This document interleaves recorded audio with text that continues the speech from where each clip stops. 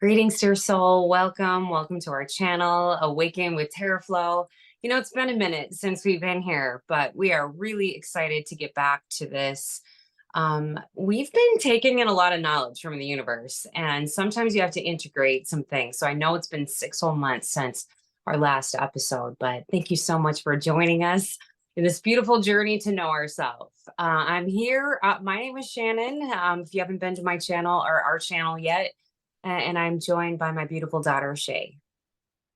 Hi, and thank you for being here with us. I am excited to dive back into the Gita with you, Shannon, my mom, and with you, dear listener.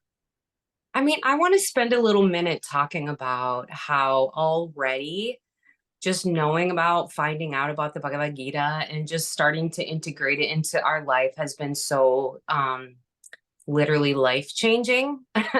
So many things have occurred in the last 6 months, and it's taken us this long to get back to this for a couple reasons.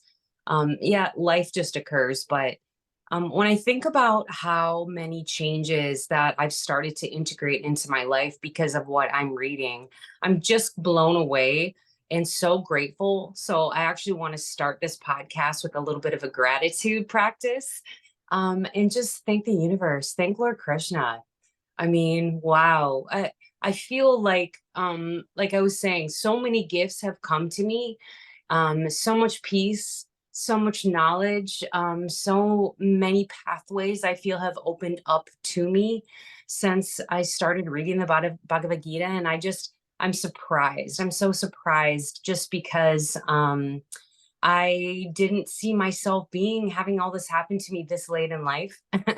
I've been a very spiritual person. I've read a lot of things. So to find this beautiful piece of divine song, the divine song now is just like, ugh, I'm so grateful. I'm so grateful. So when we start to talk about it, and we're going to get into chapter 3, and we'll do a little kind of I'll back up a little bit and talk about what's been going on in the Gita before we get to this point. But I just wanted to start with that. Shae, do you have anything to add to that?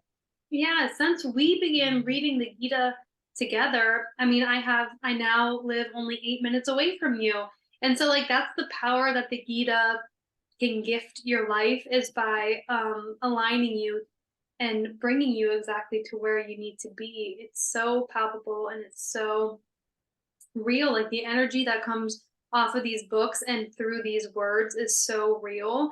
Um, and as we continue reading and getting into it, we will just continue to remember that again and again. Yeah, definitely. I love how the universe is working through us as it does. And the more I read, the more I understand how actually truly connected we all are. Another crazy thing that happened to us is we manifested the Srimad Bhagavatam. You can see it behind me. I just want to call out the podcast we found out about. Shae, you described it because you actually found this for us. And let me just say, I'm only 11 pages into that, and I already had to stop and be like, what did I just read?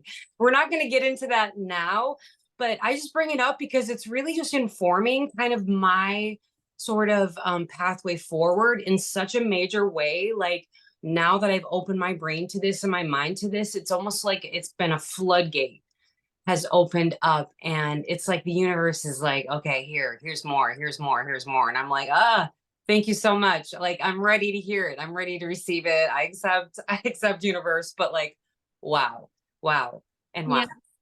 Well, to begin with, the Bhagavad Gita is actually an excerpt from the Srimad Bhagavatam, which is seen behind your head. And I just want to give a shout out to His Divine Grace, A.C. Bhaktivedanta Swami Prabhu or Prabhupada, for spending his life really translating these texts so that they're able to be digestible by English readers. That is just so incredible to me. We had a follower who sent us a video via Instagram of Bhaktivedanta Swami Prabhupada literally translating on his deathbed, surrounded by his devotees. And what just a beautiful life. And just thank you to him for spending his life and dedicating the time to really not only translate it, but give explanation behind the translation, which is really like the meat of how you come to understand this.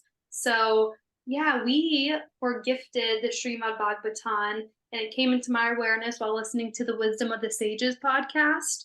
If you haven't checked them out, please do. They read excerpts from the Srimad Bhagavatam every day and apply it to everyday life and kind of translating it into the age that we're in now. So I've been listening to that podcast for quite some time. And there's an auspicious time in September at the end of the month where you can sign up to receive the Srimad Bhagavatams, and we both signed up for it and we both received it. And I am just so grateful for that. Super excited to dive into that. But also just a reminder that the Bhagavad Gita is kind of like the digestible version of those 18 volumes that are behind your head. And so that is why we find it so important and are feeling called to read this online with you, because this text is just so powerful. Yeah, and we are reacting to it in real time. And that's part of also why we wanted to sort of capture this moment in time almost for ourselves too. Because even 6 months ago, as I see what I was saying, already I can see how my understanding has expanded from the moment I started to kind of take the information in. So today we're going to talk about chapter 3. And in chapter 3, we get into karma yoga. And I love this chapter so much. And I've really just been thinking about it. And as I knew we were going to talk about this, I was going to plan to read all the way through chapter 3, but I got to like verse 6 or something like that, like maybe 8, something like that. And that was as far as I got, because there's so much in there of what's being said. And I just want to talk about it because it's literally everything. Because where we are in the story, of course, is we've got Arjuna in a conversation with Krishna.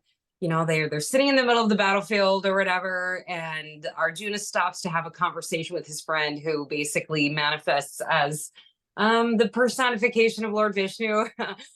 So he starts to have this conversation, and they talk, and he asks him, like, what does an enlightened person look like? How do I become enlightened? And this is kind of a part of the conversation where Krishna has explained the ways to get to enlightenment, different types of yoga, which I'm gonna destroy the words. I'm not gonna even try to say it, but to summarize, he talks about different pathways, and they really surround like devotion and just devoting your life to Krishna and the study and devotion, basically, of the words of Krishna, etc. And so Arjuna says to Krishna, like, in the beginning of chapter 3, like, okay, wait a second. And basically, like, okay, why am I doing this then? Then why am I like in a war fighting when you just told me that to be enlightened, I should be just in prayer and devotion? Why am I doing this? And Krishna's answer, it's everything, honestly. I mean, basically his answer is kind of like, well, it's because you're a general, and like that's what you're here to do, and you're here to play that out. And that's really the answer kind of we want to get to, because I've asked myself a lot of times since we started reading this, and this really has come into our life, like, wait a second now. I hear what Krishna is saying. I see the words. So am I supposed to be like in a cave somewhere? You know what I'm saying? Like, am I supposed to be now giving up everything I own and like going into full devotion mode here? And I think that the answer that Arjuna gets from Krishna is actually the answer I need to hear. And I think the answer is, I'm going to actually just go to it instead of just trying to summarize. I'm just going to go to it. So we're both reading out of the Bhagavad Gita as it is, and that is the translation of A.C. Bhaktivedanta Swami Prabhupada. So right, which I'm just going to hereby call Swami P from now on. And I hope it's not offensive to people. And it's funny because like getting into this, we have zero cultural reference whatsoever for any of this stuff. And even just thinking about the nature of Krishna and like what I should be calling him, should I be calling him Lord Krishna? Can I call him Krishna? Can I give Krishna high fives, for example? You know what I'm saying? Because I feel like I can. I feel like I can, and I do frequently. So I don't, if I say anything that sounds like utterly nutso and out of line of what people are used to, like, it's not out of anything other than like my utter ignorance about all of this.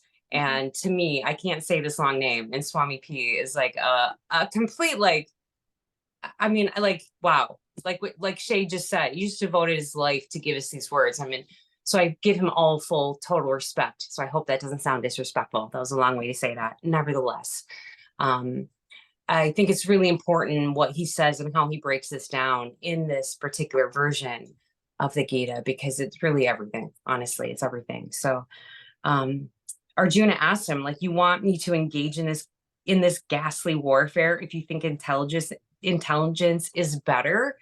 Like, why am I doing this? Why do I spend my time? And it makes me think of like all the time on earth I spend doing random things that don't really lead me closer to kind of like divinity or higher consciousness, which there's a lot of stuff, just living daily things that I have to do Yeah. that feels like, okay, am I just wasting? Like I said, should I be in a cave somewhere? I mean, like, when you start to read the answer, and I read all this just a second ago, again, before we started.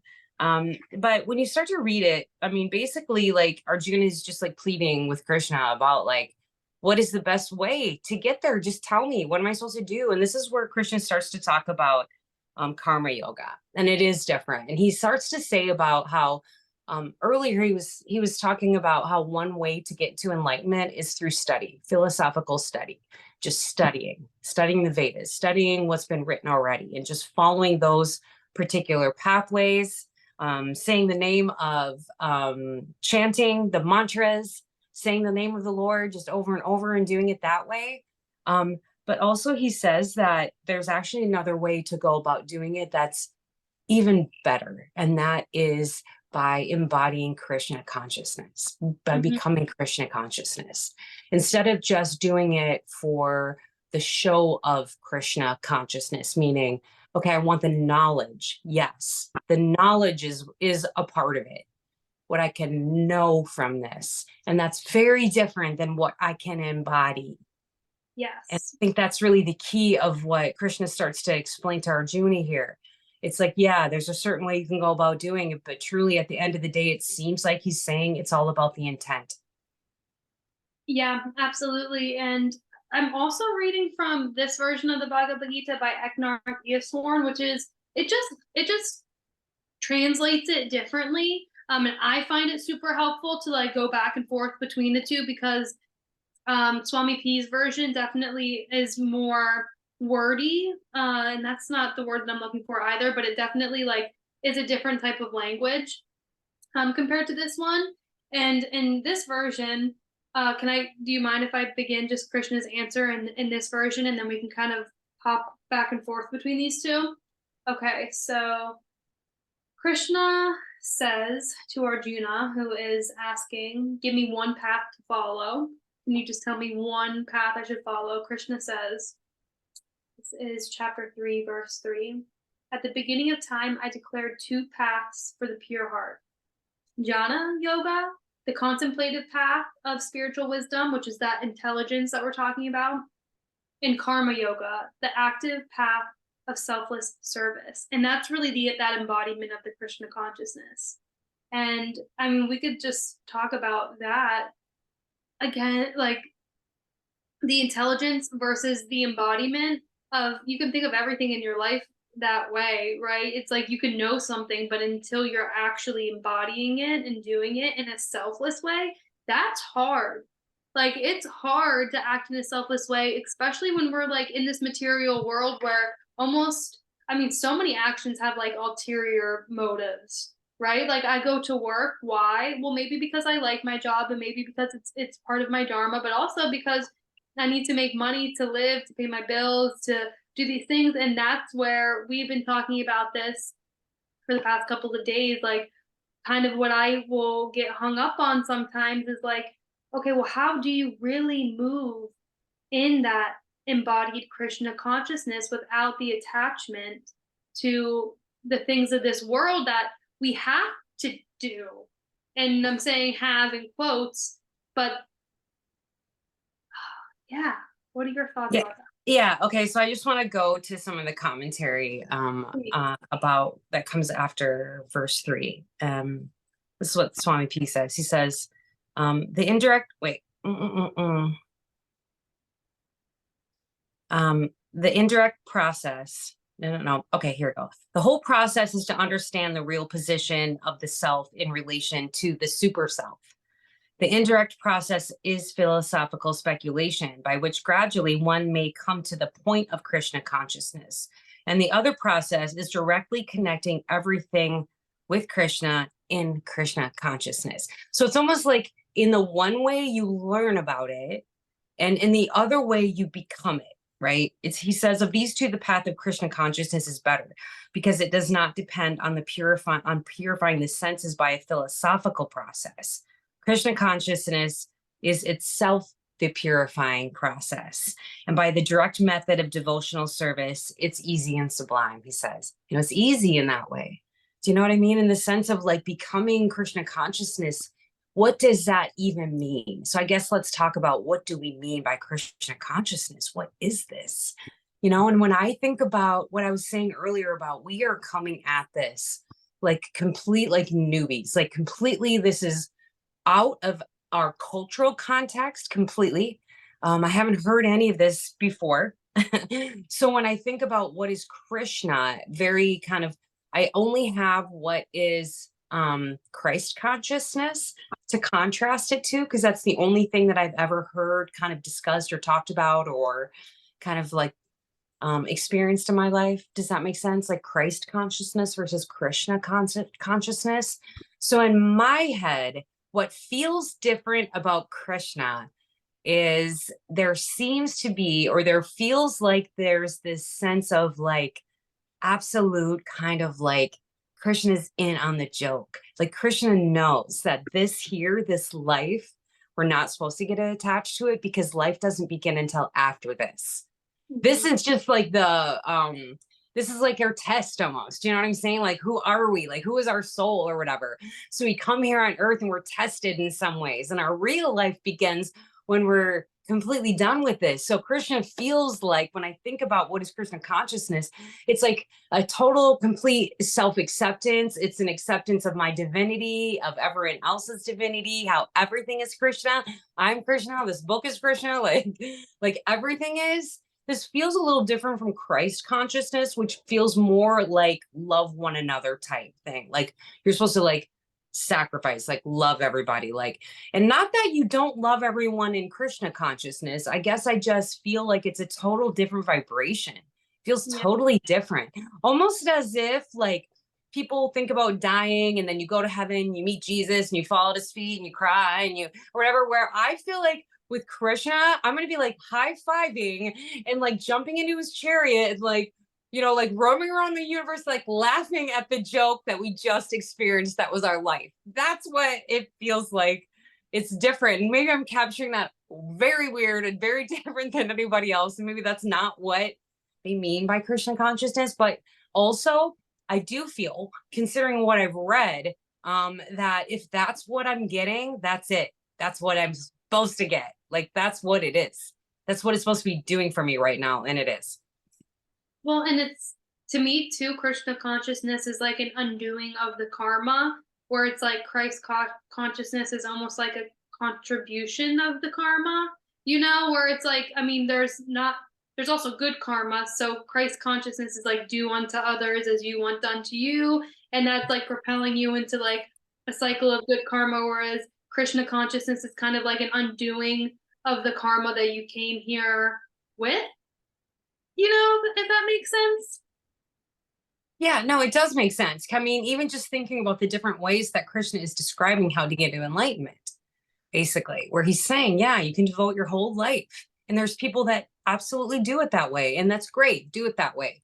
Or you can become Krishna consciousness and embody that. And he even goes into like, it's actually the person that goes about their life And even they are accidentally doing things that are good Krishna consciousness type things, accidentally in the sense of maybe I'm not fully conscious that that's what's happening, but like it counts. You know what I'm saying? Like if this is a game, there's like points somewhere, or there's like a point board, like I'm just going about my life and I'm trying to do good in the world. And maybe I'm not thinking specifically, I'm doing this for you, Krishna. I'm doing this for you, Vishnu, by the way, because also there's like this idea of like Krishna being the embodiment, but Vishnu is everything, right? So like if everything I'm doing is for the good of Vishnu, I'm trying to please Vishnu, I'm trying to like advance the universe, truly like the cause of the universe, then it doesn't matter if I get every single thing right. It doesn't matter if I say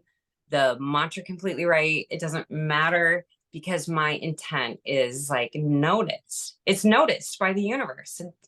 And it's supported by the universe, I feel. I don't know, what's your thought? I just want to continue on to text 4 almost, because like what I'm thinking, and every single time I read this, like I come up with like more questions of like one. I almost feel like Arjuna and like wondering, yeah, okay, well, what is the and it's like I'm reminded that yeah, the answer is actually in here, and so everything that I'm about to react and say, it's like, why don't we just let Krishna break it down for us, because he's going to break down what karma yoga is. And that kind of goes along with what I was saying about thinking of Krishna consciousness as almost like the undoing of the karma that we came into this body with. And because isn't that what karma yoga is like this idea that you can kind of jump off the wheel of karma by not being inert, but also by, I don't know, let's continue. Let's Yeah. continue to the next. So we read text 3. Do you want to read text 4? Not by merely abstaining from work can one achieve freedom from reaction, nor by renunciation alone can one attain perfection. So, I mean, I guess what I take that by is it's not all about what I do, right? So like not from work alone. So the things I'm doing, nor by renunciation, meaning it's not, I can't just disconnect totally either. Yeah. And like I think it kind of goes into this a little bit about that's kind of my answer of maybe why I don't go into the cave and just think my entire life for the rest of my whole life. I maybe done that in other lifetimes already, but like that's not enough to just be like, yep, I'm gonna go sit and think, really, really think through this and try to renunciate all attachment to everything.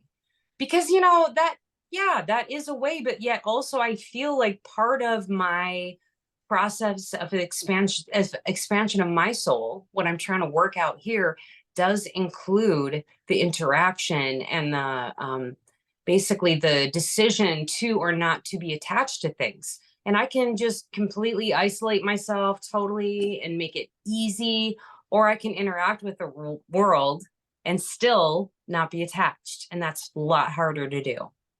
Yeah, so I want to read the other version of the Gita that I have, what they say in verse 4, because like I said before, this hearing both really does help me understand. It said, "One who shirks action does not attain freedom. No one can gain perfection by abstaining from work." So one who shirks action does not attain freedom. So one who, yeah, like you said, the person who, which is also one way to do it, but the person who is deciding not to create the action in the world and to take themselves out still is not attaining freedom. No one can gain perfection by abstaining from work. And by work here, I feel like he just means living. Yeah, You I know, think so too. we come here with like an entanglement of, we have a mother, we have a father, maybe we have other relations that we're coming into this world with, like those, that's work. Like that's work to be able to live within those relations. And so to just detach and remove yourself, that almost seems like that would be too easy, right? Yeah, no, I agree. It's almost like a cop out a little bit. Like, I'm just not going to talk to you because it's too hard. I'm just not going to interact with anybody. It's And too hard. So therefore, I'm just going to disassociate and just be like, I'm detached. Yep. And like I've done that. I've done that. I've done Yeah. that before where it's like you just ghost the person or you just like avoid the situation. And guess what? It doesn't feel good. And that is an accumulation of karma itself. Like that's where when he's talking about even inertia is action, like even not engaging is action and that nobody can actually avoid action in general. And so that's the whole purpose, right? Is to live in the selfless state so that no matter what your action is, as long as your intent is to move about in a selfless way, that is, I mean, yeah, Yeah. in a selfless way. I want to read, like, go on to on to verse 5, because really it just says it there. Yeah. Everyone is forced to act helplessly according to the qualities he has acquired from the modes of material nature. Therefore, no one can refrain from doing something, not even for a moment. And that's like so true. He goes on to explain, when you stop doing something, that's when you die. Basically, you're forced to act just by being alive. You're forced to. So then what it is, it's not the question of an embodied life, but the nature of the soul to always be active. We want to be active. We don't come here to just like say we're going to just sit somewhere alone and not have to have those lessons with all those people because they're difficult, they're hard, life is hard, all those things. It's like the body is a dead vehicle to be worked by the spirit soul, always active, can't stop for a moment. And as such, the spirit soul has to be engaged in the good work of Krishna consciousness. Otherwise, it will be engaged in occupations dictated by the illusory energy. I love that because it's like, okay, if I'm not doing something to advance my soul, to doing something for the universe, what am I doing? I'm literally like wasting my time. Am I just like, Well, it's like when you're just creating more karma, right? Because if you're acting in, tell me if I'm understanding this right. If you move in the way of Krishna consciousness, um, this is where I'm a little bit confused, okay? Because he talks about the different paths that you can choose, karma yoga being one of them. If I'm acting in such a way that aligns with Krishna consciousness, then I am no longer creating karma for this, for my soul. And that is how and that's I'm, how you get like liberated, like he was saying about like actually your life begins after this. So if you're doing that, okay, well, I'm just going to keep out of this. Is on page 135. If someone takes to Krishna consciousness, even though he may not follow the prescribed duties in the sastras or execute the devotional service properly, and even though he may fall down from this standard, there is no loss of evil for him. But if he carries out all the injunctions for purification, what does it avail him if he is not Krishna consciousness? Okay, so that means what this is saying is like all the things that you're doing, everything you're doing, because we can't not do something. Okay, right. you cannot do something. If you're doing it with Krishna consciousness in the sense of like, you're always doing it for the betterment of yourself, for everyone, for the collective. That's kind of how I take that. Then what you're doing, even if it's something super small, like you went and collected water from a spring today. Mm-hmm. And I feel like that act of going to collect that water could have gone one of two ways. You could have gone there in full Krishna consciousness and thanked the earth in gratitude and collected the water, and it could have been a like an amazing spiritual experience, or it could have been a chore for you. And you could have been very connected to sort of the attachment of the water and kind of like what you were doing, your task. And that would have been a very different experience. Does that example hit? Yeah, it does. It does because I have both collected water in the way of Krishna consciousness and then in a more superficial way where, yeah, it was a chore. Yeah, that actually was a good example. Okay, so like, is our life like that? You know what I mean? Is our life like that? Because I feel like we came here to do certain things with certain people, like you were saying before about like your family relations. That's part of our test. You know, that's part of our game here. So if I Well, just part of our karma too. Yeah, that's part of our karma, for sure, for sure. So if I'm doing everything that I do with them, towards them, you know, for them, against them, all of it, like all of it, if I'm doing it for all of our betterment, for the betterment of the universe, then that's really what I need to be worrying about.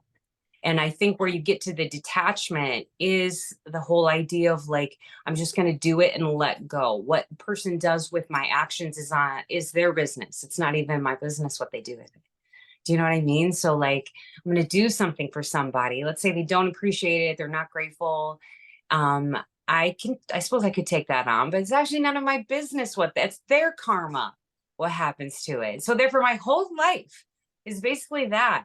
Can I live in a state where I'm conscious and aware and present that every single thing that I'm doing should be for the betterment of everyone? Or can I live in just a very selfish way where I'm constantly like worried about my attachments? I mean, I think we go back and we're just humans, right? Yeah, yeah. We go back and forth on that. I really think we do. Yeah, and I think that a big piece of Krishna consciousness is aligns with like transcendentalism, where it's like, well, how, are we interacting with everything in our life as if it's God? Because isn't Krishna consciousness just that? I mean, there's a beautiful picture in the Bhagavad Gita as is that shows somebody peering out over this field, and they see Krishna in every single thing, in the tree, in the dog, in the person, in the yard, in the wagon. And so I think that that's a big part of it. And there is, yeah, such a fine balance between that and moving in a detached way, where it is like sometimes you do something for a person that you, but then it's like you shouldn't, I guess in Krishna consciousness, yeah, you don't worry about whether how somebody else is going to react or how it's going to go, as long as you know that your intent is pure and selfless. That's all that really matters. Yeah, I think so. And in fact, not only that, but like when you're willing to become a part of Krishna consciousness, I feel like that's where Krishna can work through you to initiate stuff in other people. You know what I'm saying? And initiate things in the world because I'm open to that. I'm open to that then. So then that's where my intuition will hit, or these people, places I'll find, all these things, people I meet, or knowledge I come across. It's almost like, was it our karma to get all this beautiful knowledge into our life? Yeah, I think so, right? Like, I think so. What I do with it really, really matters at this point. And that's part of where I got to in the Srimad Bhagavatam, because like 11 pages in, he's talking about don't be just reading this randomly. And actually, this too, it goes into it here. Like, don't be doing this, don't take this knowledge and just be a pretender with it, where you're Yeah. just like doing it for the money or the show, or to be like, look how pious I am, or look how devoted I am. Hey, everyone, notice me. And like, that's not that's not at all what we're supposed to be doing.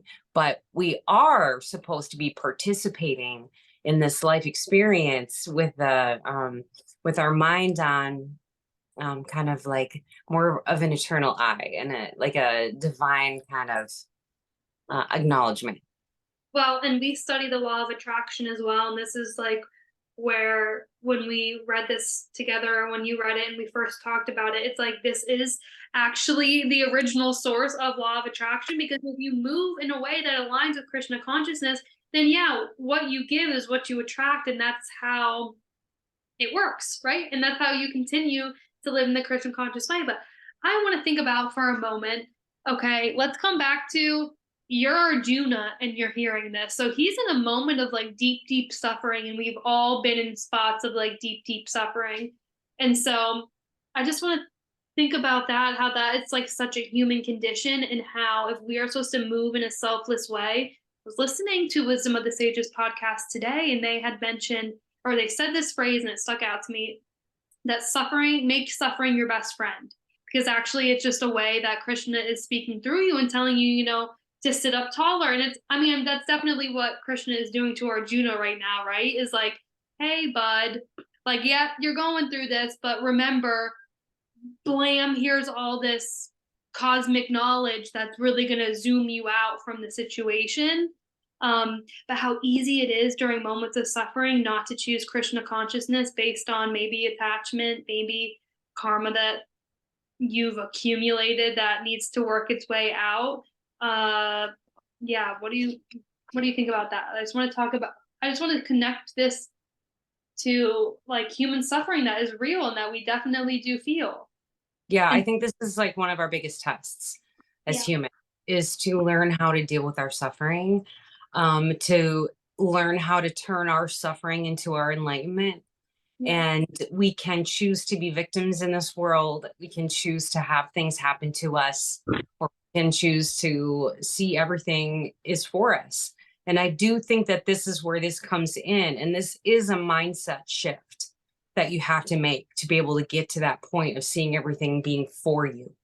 Everything that we can subjectively label as bad or tough or hard, like you were saying, here's Arjuna, he's about to have to kill all of his relatives. yeah, Okay. Like he's about to go to a war. He's like in a war. Okay.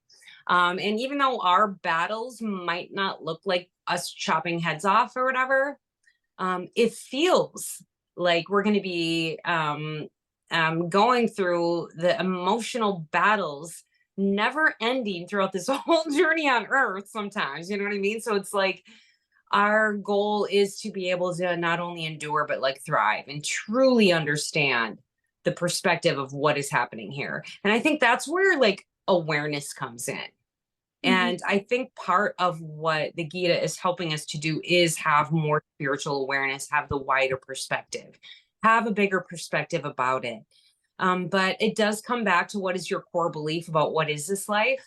And yeah, so I do go back to like people who think that, you know, this is like just a one and done life. And like, what's this mean? And like, do you believe in the afterlife? Do you believe that there's something? Do you believe that we're part of some big divine collective? And if you don't have that, it's hard to get to that state.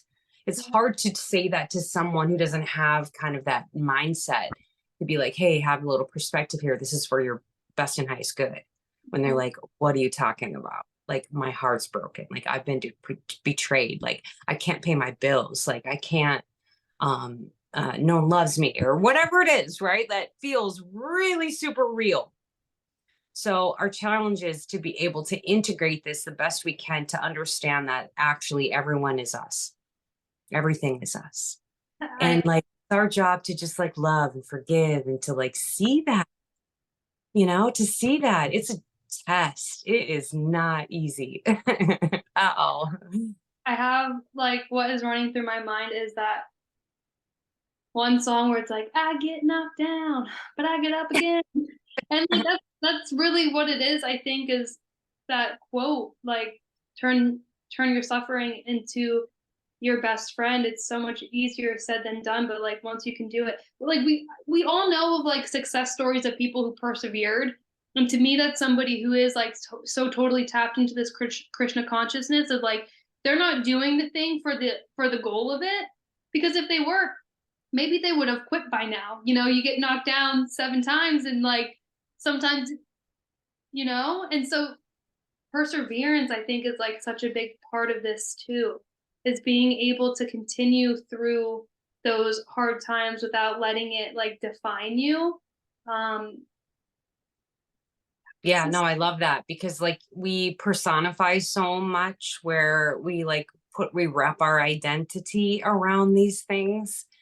You mhm, know what I mean? We get super attached to our persons, yeah, our character, you know. This is where I think the attachment, where Christian talks so much about detach, because it goes back to the very first question where Arjuna is like, oh my gosh, I can't do this. No, I can't kill everyone. Like, what am I doing? Like, Krishna, I can stop, right? And Krishna's like, get up.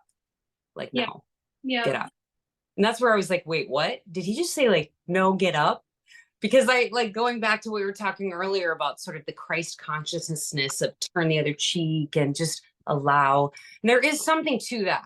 Okay. And I don't mean to dismiss that in any way, shape, or form. Okay. At all. But it does feel like when I think about human suffering and sort of like the purpose of it feels like when I listen to Krishna talk about my ultimate my soul, and what am I doing here? And like how my real life doesn't even start till this is done.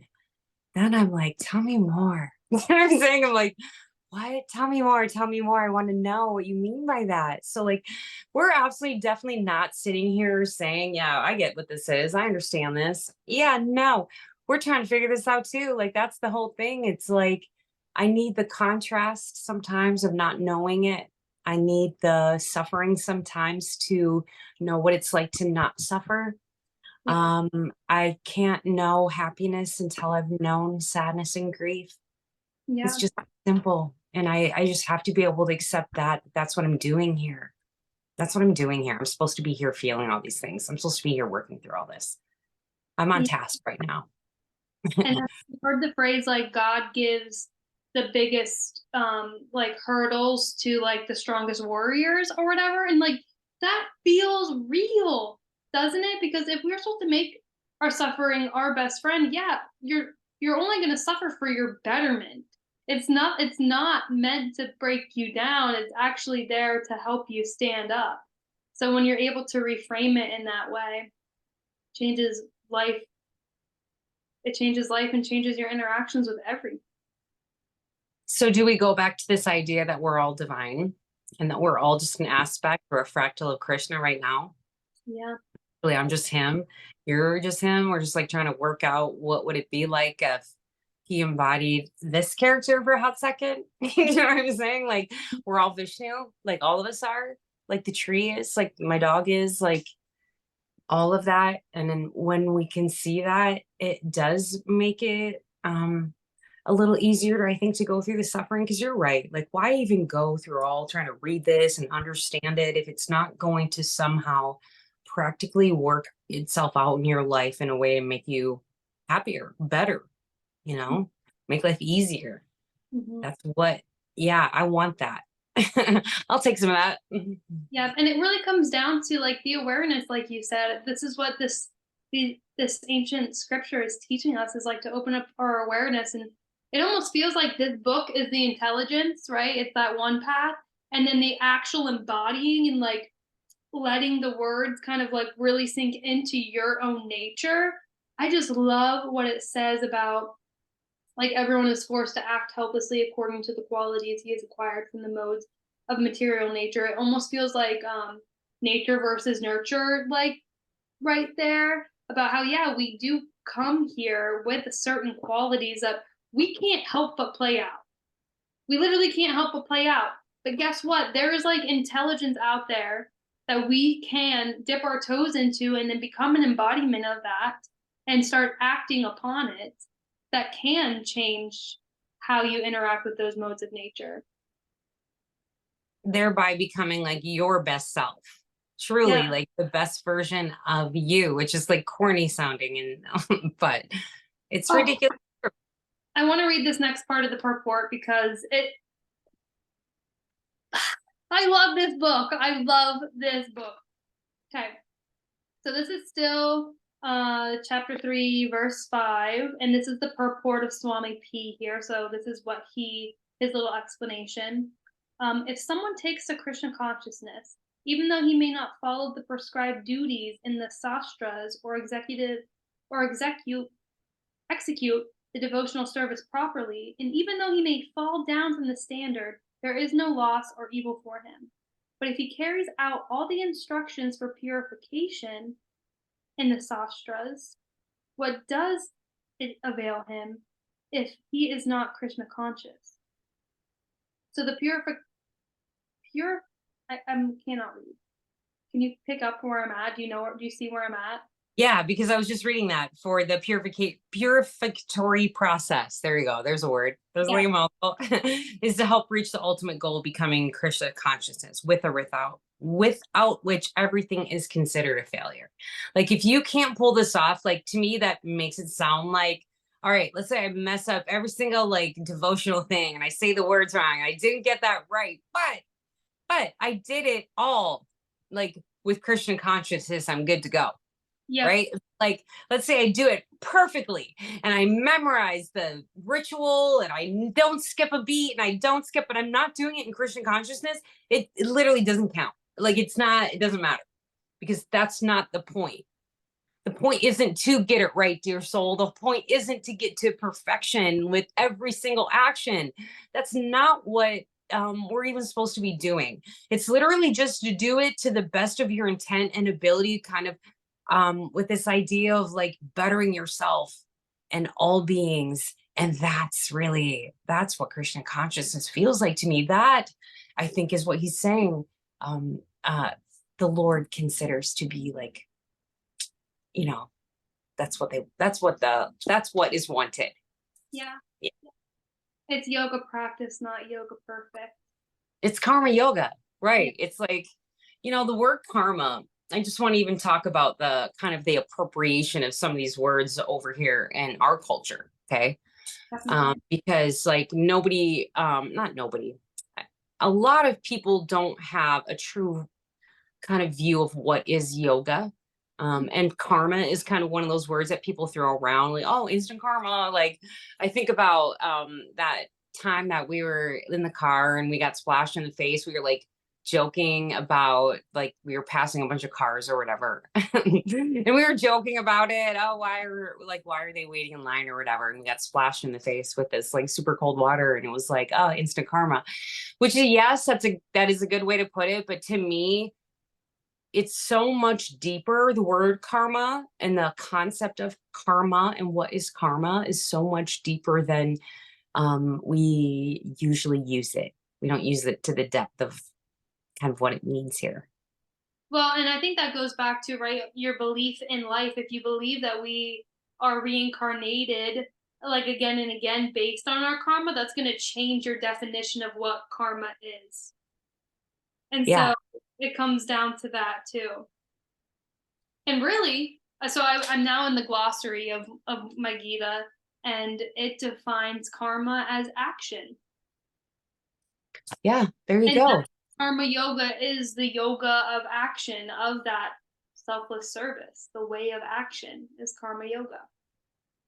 I'd be I mean, interested. so is it that idea of like, it doesn't matter what you do when people are watching, it matters what you do when nobody's watching, like the universe is always watching.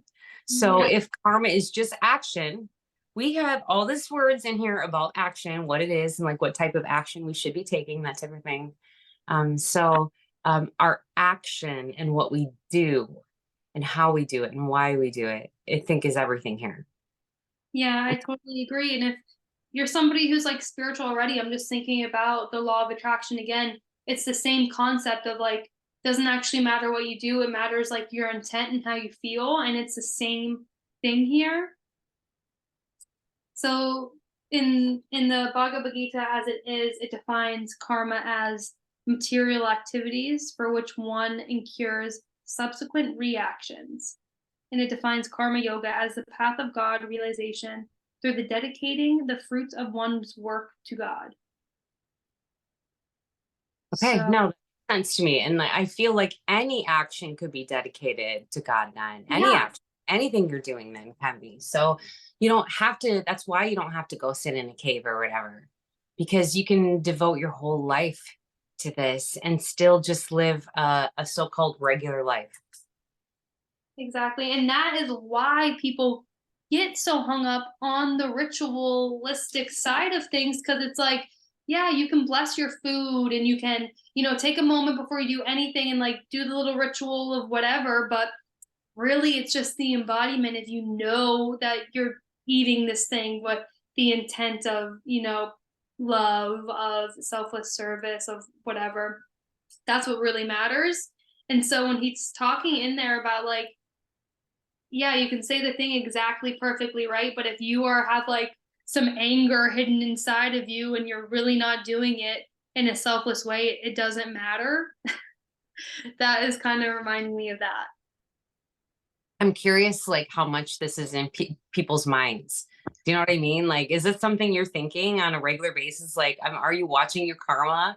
Like, are you paying attention on a regular basis to like, I'm not detached. I shouldn't be detached. I should be doing this for this reason. that's probably not healthy either. I don't know. What is your thoughts about that? Like, if you start to super focus on it, kind of like even attaching this supposed like enlightenment to this idea of karma, and I'm going to do everything. I feel like I'm messing up. I'm going back to the action thing again. Yeah, I think so. And even in my own life, I've caught myself doing that so many times, almost like replaying what I said. And I feel like that is just, we know that where your attention goes, energy flows. And so why would you be like ruminating on something that it's like forgive yourself and move on? Because I feel like that's what Krishna would do.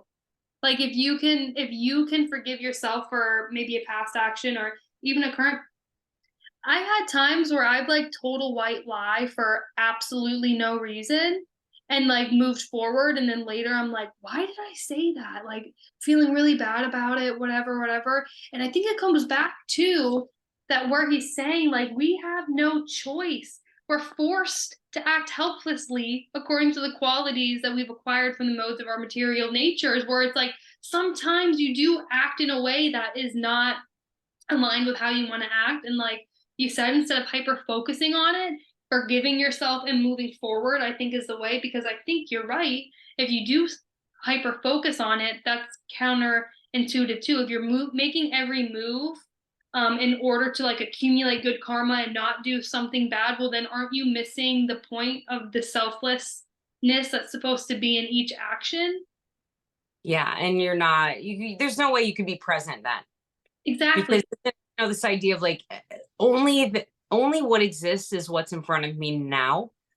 What exists is now, and then now, and now. It's like that. So it's like nothing in the past even matters. Nothing in the future even matters. So I can't possibly be in the present if I'm constantly thinking about banking. It's like banking it up. I want to bank up my good deeds. And then if I got enough good bank, then that's a type of mindset that there are people that think that way. Like, how many gold stars can I get before I can like make it into heaven type thing? I That just on Wisdom of the Sages, just today, somebody asked a question of you, like, I've been doing all the good things. I've been, chanting to God. I've been taking care of my body appropriately. I've been interacting with people in a kind, nice way. And yet still I'm like hit with this suffering and like, why? And that was their response, is like, you don't do the stuff to bank and get God's attention, so that you're not gifted, you're not rewarded with something for doing that. That's not the point. As soon as that becomes the point, you're missing the whole idea of you're doing this in a selfless way for God, for the betterment of your soul, regardless of what the situation, like what you are handed. Yeah, no, I want to go back to the, like, you've heard Abraham Hicks talk about, and if you haven't seen Abraham Hicks, definitely just go like look them up. Okay, but like um that is where they talk about how the intention, basically, you set the intention, you do the thing, and your job is to like be as happy as humanly possible. Your job is to live in joy, live in a state of joy and presence. And that's what you worry about. I'm worried about how I feel now. Okay. Mhm. So, like, if this feels good, this feels like really amazing to me, that's what I should be taking in that moment, instead of going, like, okay, I did all the things, like, I've checked all the boxes. Nope. If I want the universe to respond to me with joy, I got to try to expand joy. I got to be joyful in every moment. I got to be like, flat tire. Okay, universe, I must need something here. There must be something about this that I need to get out of this flat tire, or this person stabbing me in the back, or do you know what I mean? It's that. Yeah. Because that's the hard one. Someone Yeah. I love just left me. Oh, damn. Now I really got to sink into my joy. How can I be joyful about that? It's that I have to put my intent out to the universe and try to be happy and let it go. Like I was saying earlier, it's not even my business what the universe does with my actions. It's not, in the sense of like, if I'm doing it for the right reason, which is truly just to like just try to live, like, almost like live my character out to the nth degree. That's another thing that Abraham Hicks always talks about, like, milk it to the end. You know what I'm Yeah. saying? I'm gonna milk it. I'm gonna milk it. I'm just gonna keep pushing it to the very end. Like, I'm gonna try to be as happy as a human can possibly be. And that's really what I'm supposed to be doing here. Yeah. I'm just like looking ahead, and just exactly what we're saying is like mirrored back to me in these verses to come. So I don't know if we want to continue on, or if like what we said, if we should allow people to sink in. That's what's so lovely about these books, is you can read one thing and like really take time to contemplate it, and it feels like sometimes you read one verse and it's like, oh, I could spend a whole lifetime, an entire lifetime just right here, you know. But I think too that um part of like what books are and that intelligence that they bring is like to propel you forward, which keeps you in the present moment, because don't dwell, you don't, like we were talking about before, maybe dwelling on one thing, well, dwelling and contemplating, two different things, right? Two different paths there. But not allowing something to like fully consume you and to like continue on. But I mean, I think this is a good stopping place, a good contemplation place. so And much. let's just kind of sit with this for a little bit before we move on in chapter 3 here. And we would love to hear anybody's comments about these first few verses in the Gita and what this means to you, and what does karma mean to you, like all of that stuff. We do intend to start going live, and actually we meant to do this one live, but like we got to get our technology together. And that's really what it is. It's like we need better like microphones and lighting and all the things. So eventually we hope, and we will not hope, eventually we will be doing these live so we can talk to you all in person, hopefully. And because really, one of the things I love about the Gita is that what I feel about it and what I take from it could be so amazing. And I might be able to get something that you don't get, and you can do the same for me. You know what I mean? Like your insight, your thought, your experiences with it might enlighten me in a way that I just need that too. So I'm really excited to connect with everybody once we start going live. How about you, Shae? Yeah, same. And just throughout this next week, we'll be going live next Sunday for sure. We will. But just throughout this next week, I invite you to invite these things that we've been talking about throughout the podcast into your life. So just see how it feels to bring your awareness to moving through life in a selfless way.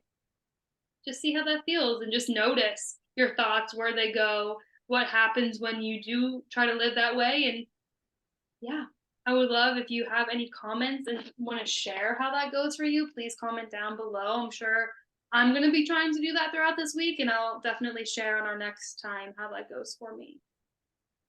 Yeah, so thank you so much for joining us. Thank you for watching. Thank you for any comments or any likes or shares or any of that stuff that we want to send to the algorithm.